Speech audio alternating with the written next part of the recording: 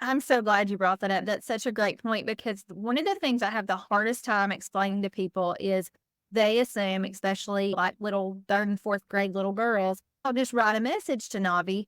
And people assume that if you know sign language, you know English, and you don't. Like, English is a totally different language. She likes to do what everybody else does. She loves sports. She's very coordinated. She's great at anything she plays. So she loves doing anything with a ball. She likes the dancing. She loves dancing.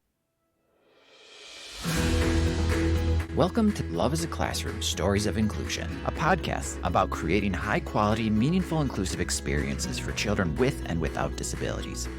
In each series, I share the stories of teams that come together through love to create high quality, meaningful, inclusive experiences for children and families.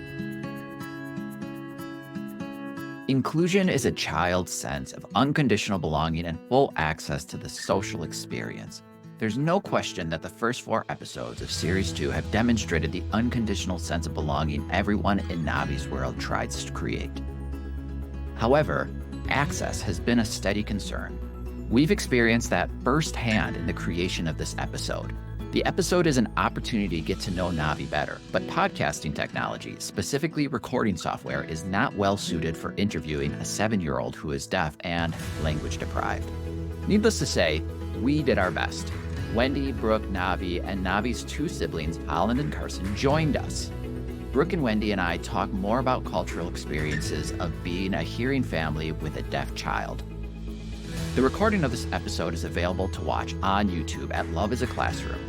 If you watch, you'll be able to see Navee signing her thoughts and ideas. Brooke and her husband Chase have been gracious and created a standalone video that you can watch. Let's get started.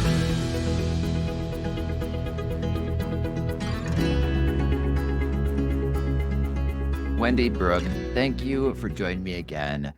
Before getting to know Navee and her brother and sister, I'd like to start with a conversation with the two of you regarding thoughts from earlier episodes. In episode 4, Wendy, you mentioned when teachers talk, they should give the interpreter lag time.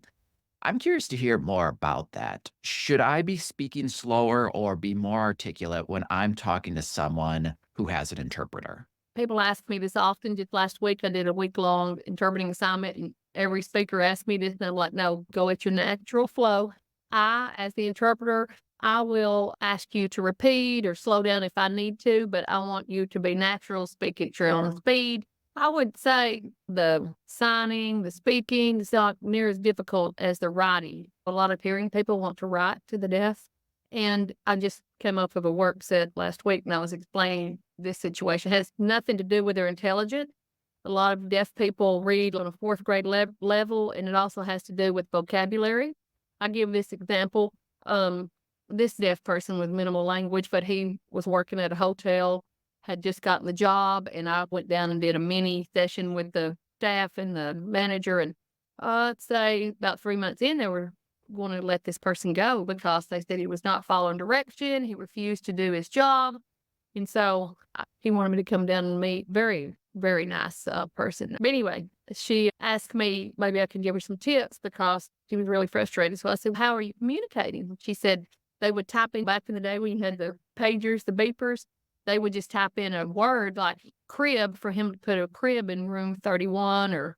And I said, right there is the issue. I said, he does not know what crib means, but he don't know what baby bed means because crib is not a vocabulary word we use in signing, and they can't hear, so they don't know all the different crib, baby bed, the different things. So she gave me the vocabulary, and then I adjusted it and gave her the words I knew he would understand at his level. He got a National Employee Award. They flew him out to Texas. He got a national employee award because his work was he did such a great job. Anyway, it cures me up now, and that's 20 years ago. But that's just an example of the writing to me is more complicated. On job sites, I did that last week numerous times, that they want to use the voice to text, communicate everything when they don't have an interpreter. You have to be very careful with that. So that's the main thing I would talk about. Yes, there's different things that, go into play there, but the writing, would you say, Brooke, wouldn't I you say? would say I'm so glad you brought that up. That's such a great point because one of the things I have the hardest time explaining to people is they assume, especially like little third and fourth grade little girls, I'll just write a message to Navi. And people assume that if you know sign language, you know English, and you don't. Like, English is a totally different language. And I can remember before I had Navi and before I had any involvement with the deaf community, I had some deaf patients that would come into my work, and we would communicate as best we could, writing back and forth. And now looking back, I'm like, oh my goodness, it's a miracle that we were able to communicate anything, because that was just me assuming that they knew English. And you can't always assume that. We have met some people in a doctor's office once before that were in the waiting room, and I was communicating with her and signing back and forth the best of my ability, and we could communicate fine. And then I thought, I'll fall back on finger spelling if I don't know a word. She was Haitian, and her native language would have been French Creole, but she didn't know English. Finger spelling an English word was not going to be helpful to help us communicate. I think one of the biggest misconceptions, and I know that I was also one that did this, was to assume that someone knows English, because it's not the same at all. And this is something that I struggle with. And I know with Brooke and Chase, we do a lot of texting or things like that. I have a lot of teacher friends, educated friends. So I feel the need to explain when I'm texting or emailing. If I'm just being myself, I text more ASL because that's my language. That's what I grew up with. It's my first language. So Brooke knows, look, it almost tears me up because it's really an issue with me. People thinking that I'm not intelligent because of the way I text, but now I can write in English and text in English, Yeah. but it's my everyday self. I don't have to worry about it. So I say, Brooke and Chase, look, they of course said, Wendy, we already know, don't worry about it. So I write this, they'll have to figure out what I'm saying, and they're doing, it's helping them actually. But anyway, You always say you have deaf brain. And just this weekend in the hotel, I noticed that I said something like normally you would say, go get in the elevator. And I was like, elevator, go. And no, I had deaf now brain you get, for a minute. I love that. Of my kids, go to the bathroom. I say, bathroom, go. And then I'm like, Yeah. that was not a complete sentence in English, but it's just the way that I'm used to saying it. Do you use ASL pretty much just throughout your day since when you're with your family because Navi's there and so everybody is just getting every message in ASL? We do both. We try to the best of our ability, because one thing that Wendy has taught me is that it's rude to not sign while I'm speaking with Navi in the room, because she doesn't know what we're saying. If we're sitting at the table eating dinner or whatever we're doing, we try to interpret and let her be involved in those conversations. And again, a lot of times we don't know the word and we have to make that very basic if it's an in-depth conversation that we're having. But it is polite, and the appropriate thing to do is to sign as you speak. And I've noticed the friend that I have from California that's deaf, I will see him a lot at the rec center. And one day a lady came up to me and she was talking about my deaf friend, and she was saying, I remember going to church with him and now all our kids are grown up. And she was saying all of this, and he was just looking at me. And I had that memory of Wendy's teaching me this is not okay. So as she was talking, I began to interpret what she was saying so he would have an idea. Because again, I'm not fluent enough to just really go at it, but I was trying to put as many words in there as I could just so he would have an idea of what she was saying. Because I felt like it was awkward with me and her speaking and me and him signing and then her speaking to me, and I wanted him to know what she was talking about. You want him to feel included. That's the whole point. Definitely. Doesn't matter if you didn't get it all, but you were including him in your conversation. Respect thing. Yes. It's impossible to include him in everything. Brooke, I know, carries that burden. Look, I get too emotional about these things. But anyway, I know it's hard on her to try to make sure Nobby feels the same as the other three kids. So I just want Brooke to know she's doing a fabulous job. It's impossible to include them in everything because you'd be exhausted. And look, they don't want you trying to tell them every second. But overall, you try to do your best. And I do love that Nobby has now, and I've really noticed it a lot this summer, when somebody's talking, she'll look at me And I want her to learn the sign interpret to tell me to interpret, but she'll look at me and raise her eyebrows. Are you going to tell me what they're saying? Because she wants to, even if they're not talking to her, she wants to know what they're talking about. This summer, she really started doing that a lot. Or we'll be watching something on TV and she'll look at me like, what's happening? She wants to know. And I like that she's starting to do that. Oh, she's been doing that, honey, because at school, I'm trying to talk to everyone, and she'll be like, hello, Did hello. She does that. She's, hello, they're talking. Brooke, So, I'm curious. She was at the summer camp, and that was with the deaf school. Did you notice that when she came back, now she has other behaviors that probably are more aligned with that deaf culture, with what she would be having at the deaf school? Or Yeah. So 100%. She did it at the deaf school, but more so, she did it when she went to visit our friends, Kelly and Rodrigo, in Indianapolis. The mom of this family is hard of hearing and the dad is deaf. So the primary language in the house is ASL.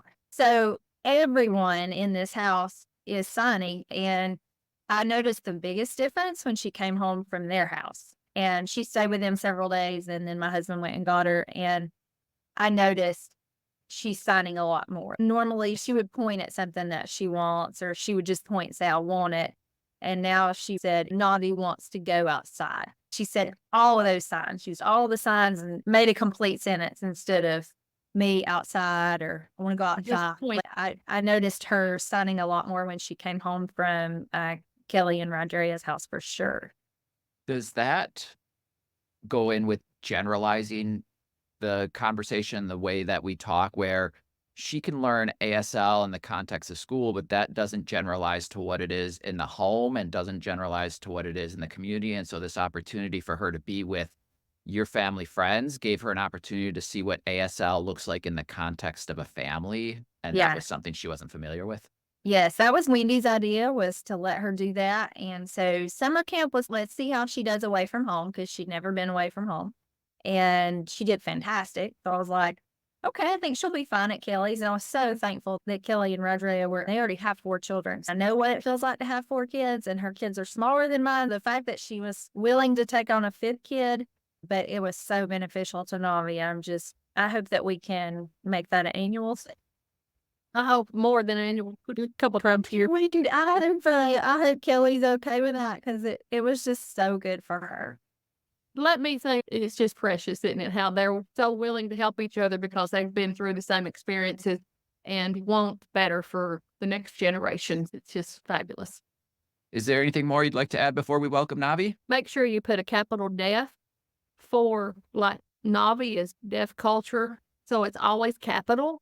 But if you're talking about somebody 90 and then lost their hearing, they're deaf, it's lowercase d. That was one of the first things Wendy taught me, and I had sent her a message, didn't know her, was asking her to help us learn ASL. And it was like literally one of the first messages she sent was, you should capitalize the D. And I think Kelly had told me that too, capitalize the D. I was like, did not know that. Yeah, when you're reading, it just gives us readers that are educated about it. Oh, this is a deaf culture, deaf person. But anyway, capital D. Thank you. Are we ready to welcome Navee, Holland, and Carson? We can.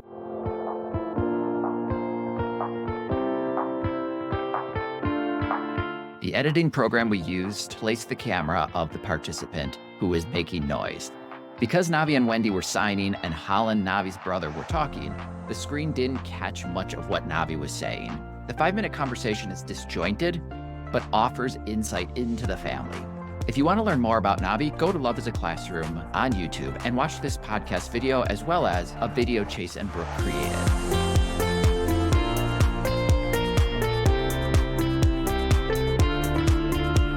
Hi, Holland and Navee. Can you tell me about your family? Do you have a hard time communicating with Navee? You did? You did not. Did you go to Isabella?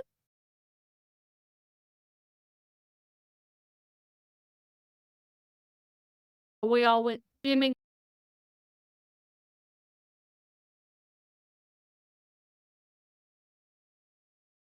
Navee, you like swim? You like it?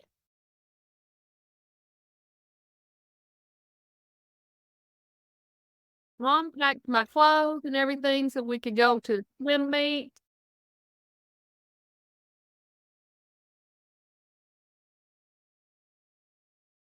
Oh, she was saying, what she said is when she changes her clothes, you gotta look, she changes to her bathing suit for swim meet. Navee has her cochlears on show on. She has not had her cochlears on in 3 weeks. You like cochlear? Yes, no. No.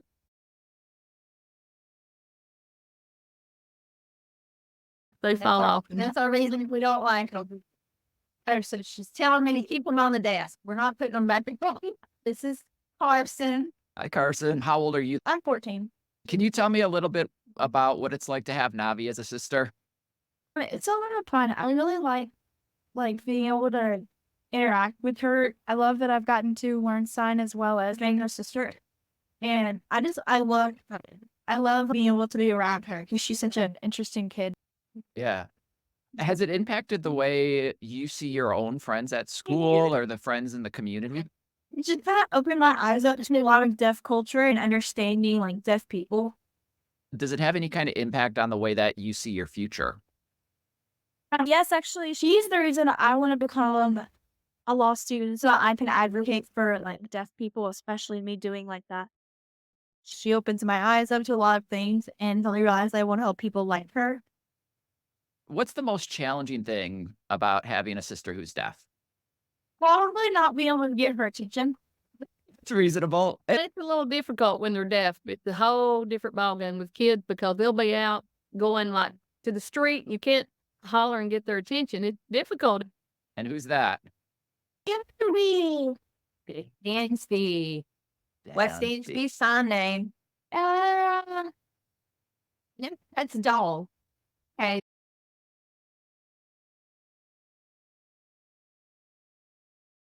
That's it. Clothes.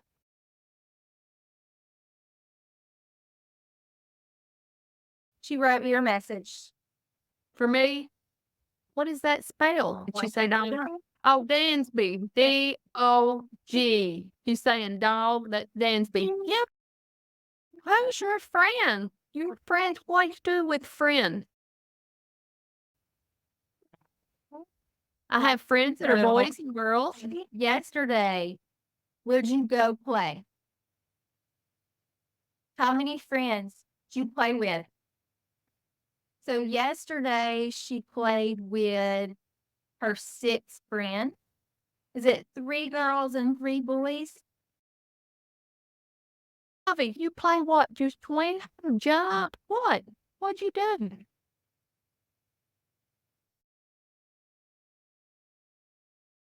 Oh, played with dogs. We swam in the water. Yeah. So But we did dog and we swam.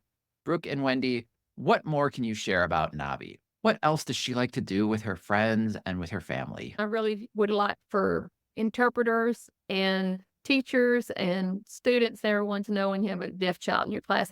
She likes to do what everybody else does. She loves sports. She's very coordinated. She's great at anything she plays. So she loves doing anything with a ball. She likes the dancing. She loves dancing. When they have music and things like that, she just loves being included. She doesn't really like to pay attention to the interpreter signing songs. People think that, oh, wow, that's beautiful. The deaf people really don't care. Most deaf. She doesn't really pay attention to that. She likes to just do what the other kids do. Do you agree, Brooke? Oh, yeah. So she's definitely my happiest kid. She is happy all the time. She loves to play. She loves gymnastics. Yes. Loves oh, she loves art. She loves art. I went to gymnastics. I'm going to do gymnastics. Started gymnastics last week. Did really well for her first time. Well, I think hobbies so far. I don't want to see Navee gymnastics. Girls Girls at gymnastics. yeah, girls. So- Although technically Holland wanted to come and they said he could, but I was trying to let her have some thing. Thank you, Holland, Navee, and Carson for hanging out with me. The one thing I wanted to say when you were asking Navee what are things that about Navee, that's another thing. Her language, she hasn't developed enough language just to say, Navee, what are some things about you? Because of language, that's part of my interpreting process. If You say that if I was interpreting that, I'd say, Navee, you like what? Animals or you like swimming? You got to break it down for her communication. She's still learning language. So you can't just ask a general question. That's hard when in school or anywhere when a teacher, sometimes they think I'm feeding her or this, that, but she's not got enough language for you just to say that, if that makes sense. If they're SL fluent and they're 30, you probably, you can ask that, but I'm just letting you know on the future little children that are deaf and language deprived. Thank you, Brooke and Wendy. I really appreciate your time. Bye. Series 2 has transformed the way I understand inclusion in a number of ways. However, my general position that inclusion is what is best for children with and without disabilities is as strong as ever. As teachers, administrators, advocates, and families, we must recognize the culture of the child with the disability, not just the culture of the family, when we're determining the placement and the services. Navee is deaf and benefits from being around deaf people as much as hearing people, but Navee is going to need to succeed in the hearing world, so her education in the general education setting is essential. But without the right supports, such as the appropriate time with the teacher of the deaf, her inclusion in the future could be limited. This is a topic I will address in the focused episode for Series 2 with Amanda Slogie and Vicki Brett, 2 civil rights lawyers from the Inclusive Education Project. Join me. It's an amazing episode.